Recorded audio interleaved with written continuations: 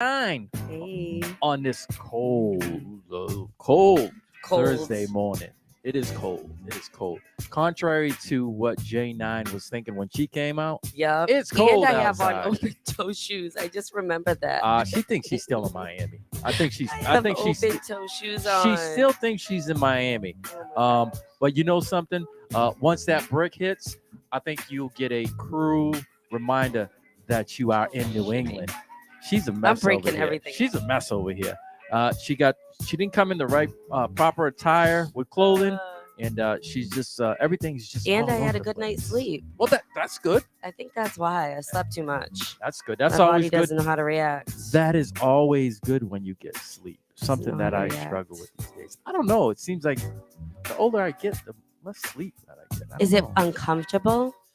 Yeah, Do you know what I mean? Like, can you not get yourself comfortable? I have so you multiple feel like you don't... problems going on. So I have shoulder problems. I have a torn rotator cuff. I've had a couple surgeries, and they wanted to give me another one. I declined. I basically live with pain. It's just tolerance. It's how much I can deal with. So that's one of the reasons I can't get comfortable because I can't stay on I'm a side sleeper. So I'll go from my left to my right. My right side is the side that's compromised. So what'll end up happening is I'll roll over on my right side for maybe about 25 minutes, and I'll start getting pain. Yeah. So now I got to roll over to my left side. And my back, for some reason, is just acting up. So I have a plethora of problems going on. And all it seems to do is eventually deprive me of sleep. Yep. So that's where I'm at with the sleep. 4 hours, 5 hours is like my median. That's what you get. Yeah. If I get over that, man, that's saying a lot. You're doing good. It is. It's saying a lot if I get over that. It's just the norm, and I've come to deal with it. Yeah. It is what it is. Who needs sleep anyway? Sleep's overrated. That's why I think. Except That's for what when I you're think. driving I long had too much distances. of it. Except for when you're driving long distances. Yeah. Yeah. That's you different. need some sleep. So that's tomorrow night. Yeah. In entertainment news, I was going over. So you know how basically Bob Marley, they've got the biop of him, his movie and everything. It's sold over. I want to say worldwide, it's already hit like $1 billion. What? In theaters. Yeah, it's doing really well. I mean, Bob Marley. I mean, Bob Marley. He's a phenomenon. But... You know what I'm saying? He's a world icon. That's no matter where you go, if you drop a Bob Marley song, everybody's gonna be like, yeah, man. Everybody, you know. And it's just one of those things when you mention the name Bob Marley, everybody knows. So I was reading, and I came across a video with his kids. So his eldest son was talking about basically when the record company had offered them first rights to his publishing because it's name, image, and likeness. So they give it first choice goes to the family, the siblings or the wife or whatever the case, whoever's living in this case. Yeah. So his eldest son obviously couldn't afford it. It's a very lucrative catalog. And what he ended up doing was he reached out to Michael Jackson. Oh, what? And he said, hey, Mike, I need some money. I'm trying to buy my dad's catalog. And Mike was like, nah, but I'll buy it. Oh, Mike was like, I'll buy it though. Yeah. They basically wanted a loan, and Mike wasn't having it. He's like, nah, you know what? But I'll buy it if you'd like to. So did he? They respectfully declined. Yeah. They end up finding another person to ultimately give them the loan, and now they own his catalog. Nice. I love to see that. That should happen anyway. Stay in the family. That should be like a family heirloom, something that gets passed on, and it also causes generational wealth. So that's the big thing there. So Bob Marley's catalog got to stay within the family, which is huge. Nice. That's big. It's huge. But yeah, that was something interesting. As you know, Michael Jackson bought the Beatles catalog. Did he? I didn't know that. You want to know who else's catalog? So where did Michael's all of his? Did he have his what is the Beatles? What happens with the Beatles catalog? Everything stays within him. So he just passes it on. So I'm sure that his kids own his catalog, which is crazy. Yeah. So Mike was a sneaky, successful businessman. Mm-hmm, Everybody just thought that Mike was making money off of, being a celebrity singer. Mike was an entrepreneur, and he learned at a very early age with publishing and all that stuff. So what he did was, like I said, he bought, obviously owned all his publishing, and he bought the Beatles because he knew that it was iconic and it was going to be worth money. Yeah. So you know who else's catalog he bought in the beginning, who made fun of him in a rap? Mike went out and bought Eminem's catalog. No way. In the beginning, yes. He went out. So he owns a good portion of Eminem's catalog. Eminem made fun of him. I forget on which song. And he was like, yeah, that's cute and everything. And, and he went and he looked at something like Jack's nose. He went and he's seen how Eminem was moving, and he said, there's money in this dude. Mm-hmm. He went out and he bought a good portion, the beginning portion of Eminem's catalog. He bought. Wow. Mike was sneaky. Business. Hey, sneaky, business minded. Yeah. And he, like I said, he learned at a very young age about the whole business, and he went out, and that's why. So people were like, oh, how do these people make money? Anytime you play a song in a commercial or someone uses it, all that money, all those royalties come to you. That's why I said it's generational wealth. So for the Marleys, they could just pass it down, and a catalog like that is, I can only imagine. Especially now after the movie came out, the plays are getting even heavier. Yeah, it's crazy. But yeah, that was just something crazy that I stumbled upon with Mike. Yeah. Mike was just brilliant. He was the man. He was a brilliant dude. He was. You got a topic you wanted to talk about? Yes. This is a topic that a lot of, I mean, I don't want people to relate to this, but a lot of people can unfortunately relate to, because if you have children and you may not stay together, there goes that separation, the support, the supporting of the child with both parents. So we're looking at a article in this teenage young teenager was giving her mother lip and pretty much threatening her to leave because she wants the child support that her father gives to the mother. She's like, that's my money. So one, you can see in the article that the father's obviously fueling the child for whatever it is, which is not right. But is this child's, we know she's wrong, but how do you explain to this child that I take care of your home, I feed you, the child saying this, like, you wouldn't have this house if it wasn't for me. And she really believes this. And it's just one of those situations. How does the mother handle that? Like, it's gotten brought to high levels where her and her daughter are losing their relationship over. Yeah, it's tough because it's one of those fine lines that you have to sit down and explain to the child. In this case, she's a young teenager. She's almost a young adult. Obviously the father is putting things in her head to make it sound like, he's the one that is supporting.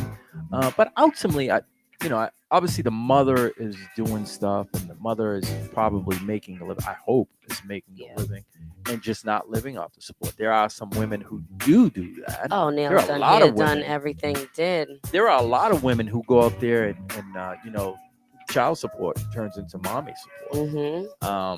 And like I said, it's a fine line, because you have the dads who are out there who are paying a pretty penny. Yeah. Some of them are paying a pretty penny. And yes, let's face it, there are women who do, just that. Yep. They live off of the money. We see a lot of celebrities I who was go out just gonna there, say. who have children with these, a lot of them with women, and they may not have known these girls, but ultimately, had relations and sexual relations at Yeah. that, where they ended up, pregnant, and a baby was born, and now it's like, all right,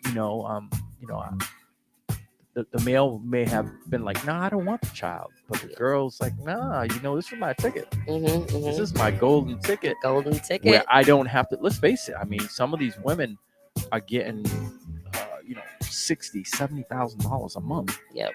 Because of the fact that these actors, I should say, sports athletes, or whatever the case are, they have huge salaries. Yeah. So yeah, it's just one of those things where you have to sit down and you have to talk to the child. Obviously, she's hearing what the dad says. In a lot of cases, the kids, when they come over, they'll have the moms back.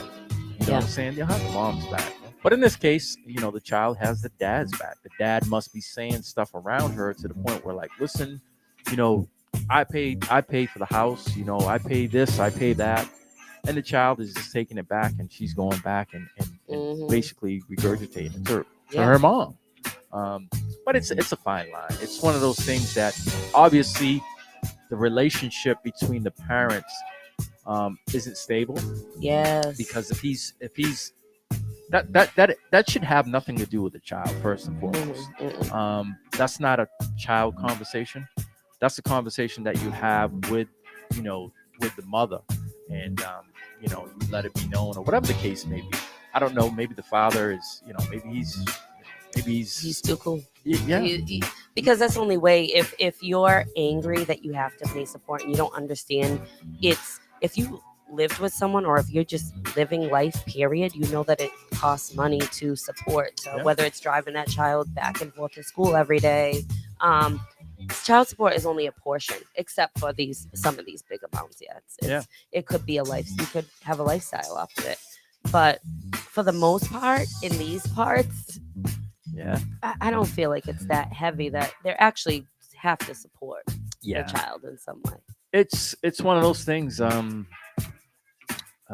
You have to be responsible for what you do, and sometimes it's a hard lesson. People, they think that, okay, we're just going to have a situationship and entanglements. Yep. And before you know, a baby's born. Yep. And now things go south, and before you know it, you're in probate court. Yep. And talking to the judge. But judge, see, this is what happened. And the judge ain't trying to hear it. No, he's not. And he's gonna mess with that guy's gonna mess around and have all his kids living with him. So just to give you some Massachusetts, the Massachusetts Child Enforcement Division, basically, before, I want to say up until like the mid 90s or so, child support was basically in every state. Every state had their child support laws in which they went by. But I want to say the mid to the late 90s, what they did was they basically did a national one. And what they did was they copied Massachusetts. What? Yes. Massachusetts toughest I child knew it was one of the enforcement. toughest, but I didn't realize that it got Yes, they basically mirrored all around. Wow. Yes. Massachusetts has a very stringent. What is the percentage like that they? So basically, you go and you go before a mediator, and they look at they look at the male and they look at the female. So as long as the female isn't making an inflated amount more than the dad, basically 33% is coming out of your pocket. Yes, a third. Yeah. A third. And that's how it rolls. So it's like that condom machine is looking really good right now. Yeah. So yeah, before you all go out there and decide to get involved in these entanglements, Yep. there's repercussions. Think about it. But that's just one of the cases. But Yeah, it is what it is. The dads, some of them may not think it's fair, but at the end of the day, they go by those guidelines. Yeah. And that is it. That is it. You're paying.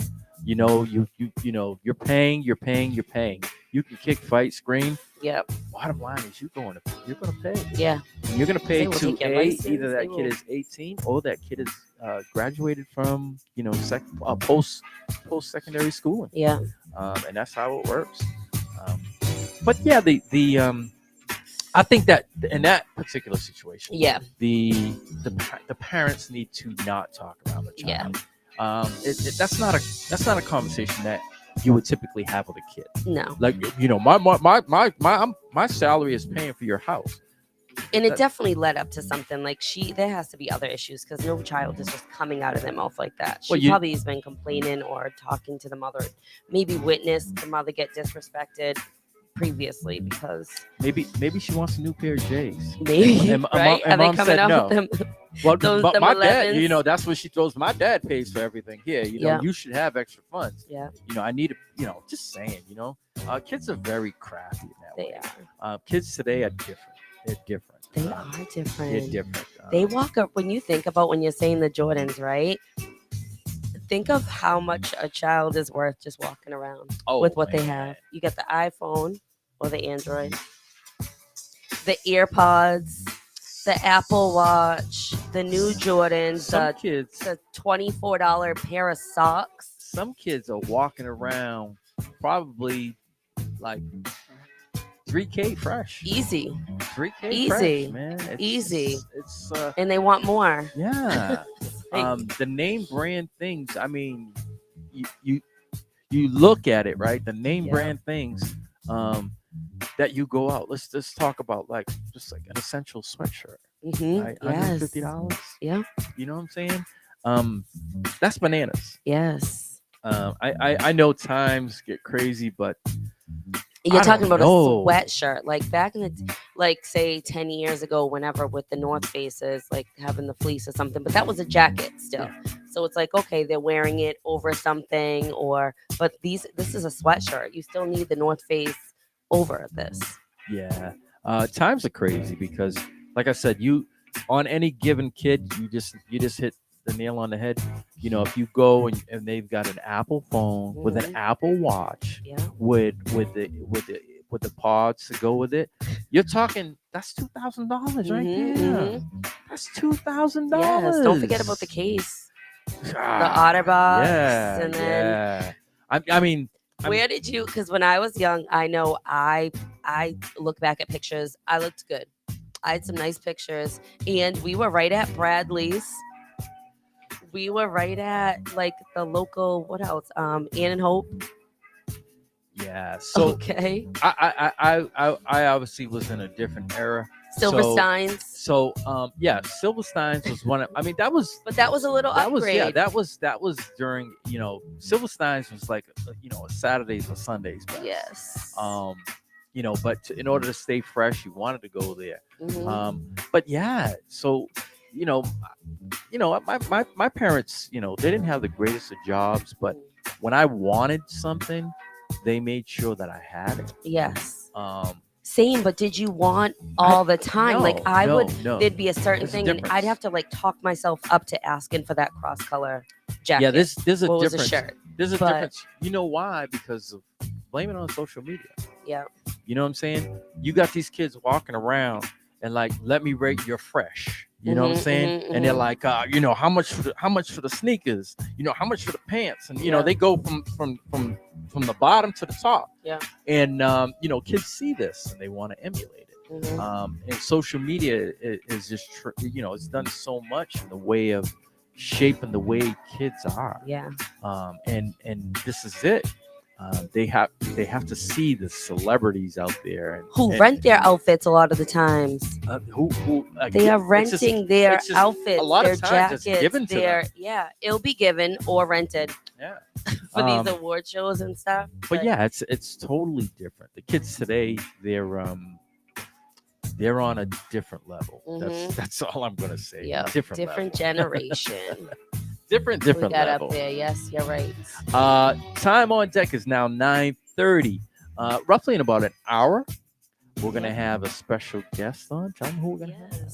We're going to have Paul Santos here in the studio interviewing him. You know him. He has his own local show on Monday nights, and he is going to be our host WNB1's event on March 30th at the New Bedford Whaler Inn and Suites. Frank Santos Jr., a lot of Santos. I still think that's funny. It's like, I'm going to ask him, are you guys related or not? Are you related? He is an R-rated comedian hypnotist, and he will be... he is the show, but we will have Paul Santos as a guest host that night. So, yeah, we'll be interviewing him in another hour. Live in studio. Live. So once again, we'll be streaming from Facebook. But if you can't catch Facebook, once again, you can download the WMB1 Radio app, available on all platforms, Android, iPhone, or you can simply, if you're at work, little sneaky tip, you can go to WMB1.com and enter the live stream there.